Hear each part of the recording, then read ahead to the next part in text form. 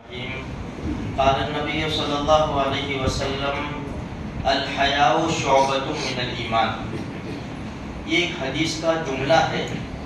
نبی کریم صلی اللہ علیہ وسلم نے جو ارشاد فرمایا کہ ایمان کی 70 سے زیادہ شاخیں ہیں، تو حدیث کا یہ جملہ ہے الحیاء شعبۃ من الایمان.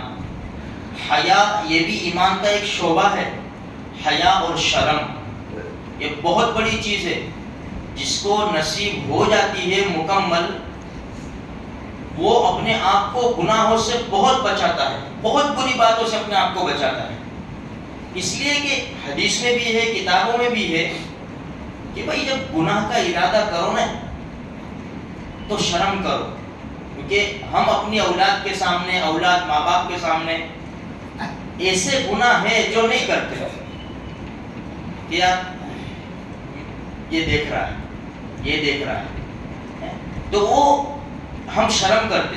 یا تو کوئی آگے سے باہر آ جاتا ہے تو ہم کیا کہتے ہیں، یار شرم کر یار، کیا بول رہا ہے، شرم کر یار، کیا کر رہا ہے.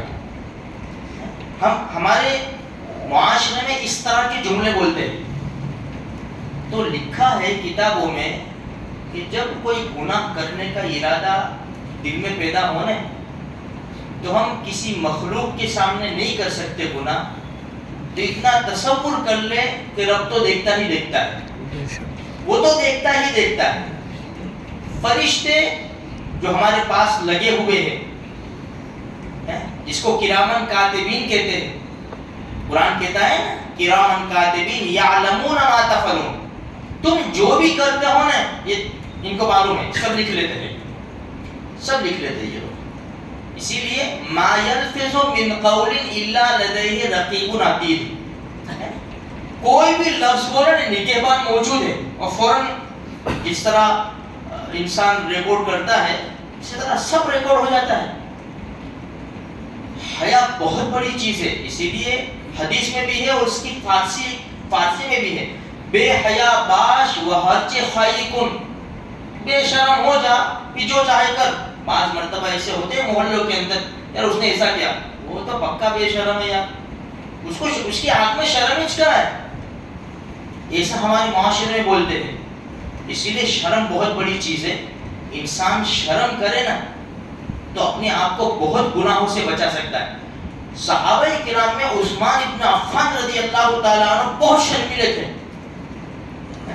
یہاں تک کہ جب باتھ روم میں جاتے تھے نا غسل کے لیے تو کپڑے اتارنے سے پہلے کئی مرتبہ سوچتے، کئی مرتبہ کہ اتارو کہ نہ اتارو. ایک مرتبہ امی عائشہ رضی اللہ تعالیٰ فرماتی ہے کہ اللہ کے رسول صلی اللہ علیہ وسلم میری چادر اوڑھے سوئے ہوئے تھے، میں بیٹھی ہوئی تھی. ابو بکر صدیق رضی اللہ تعالیٰ تشریف لائے، اجازت حاصل کی، اجازت دے دی، اللہ کے رسول سے بات چیت کی. اللہ کے رسول سوئے تھے، آرام فرما رہے. میری چادر اللہ کے رسول صلی اللہ علیہ وسلم کے جسم پر بات چیت کر کے چلے گئے. تھوڑی دیر ہوئی، عمر فاروق رضی اللہ تعالیٰ عنہ، انہوں نے بھی اجازت مانگی، ہمارے نبی سوئے رہے، بات چیت کی، چلے گئے. تھوڑی دیر ہوئی، عثمان ابن عفان تشریف لے آئے. اللہ کے رسول بیٹھ گئے، چادر برابر کر لی، عائشہ برابر ٹھیک سے ہو جاؤ. آئے، اجازت مانگی، بات چیت کی، چلے گئے. امی عائشہ رضی اللہ تعالیٰ عنہ فرماتی اللہ کے رسول والد محترم آئے، ابو بکر صدیق رضی اللہ تعالیٰ عنہ آپ لیٹے رہے، عمر ابن خطاب آئے آپ لیٹے رہے، عثمان ابن عفان آئے تو آپ فرمایا عائشہ عثمان بڑے شرمیلے ہیں، آسمان کے فرشتے بھی ان سے حیا کرتے ہیں. اگر میں ایسے ہی لیٹے رہتا نا، عثمان اتنے شرمیلے ہیں، جو مقصد کے لیے آئے تھے نا، جو بات کرنے وہ بات نہ کرتے ہو. اس لیے میں بیٹھ گیا تاکہ عثمان ابن عفان اپنی اچھی طرح بات پیش کر سکے اور خالی ہاتھ نہ چلے جاوے جو مقصد کے لیے آئے تھے. تو میرے بھائیو کہنے کا مقصد یہ ہے کہ یہ سب چیزیں ہیں اللہ سے مانگنے کی ہے. بعض چیزیں انسان کتنی بھی کوشش کر لینا وہ نہیں چھوٹتی. یہ ایسی چیزیں ہیں اللہ سے مانگو، اللہ سے. اللہ یہ چیزیں نصیب کر دے نا تو ہمارا تو کام ہی بن گیا. بھائی چار دیواری میں ہم اکیلے ہیں، گھر میں کوئی بھی نہیں، ہمارے ہاتھ میں فون ہے، ساری دنیا مختصر ہو کر ہمارے سامنے ہے، اچھا بھی ہے برا بھی ہے. اب کچھ بھی کر سکتے ہیں نا انٹرنیٹ کے اوپر. ہم باہر ہیں، ہال میں ہیں، کسی اور جگہ ہے، ہماری آنکھیں تو دیکھ رہی ہے نا سب جگہ.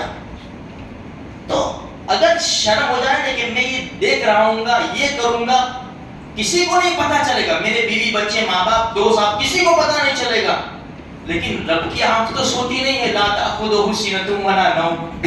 تو یہ داعیہ شرم و حیا پیدا ہو جائے نا میرے بھائیوں، تو انسان ہزاروں گناہوں سے بچ سکتا ہے. اللہ مجھے بھی، آپ کو بھی، اور سارے مسلمانوں کو یہ نصیب فرمائے.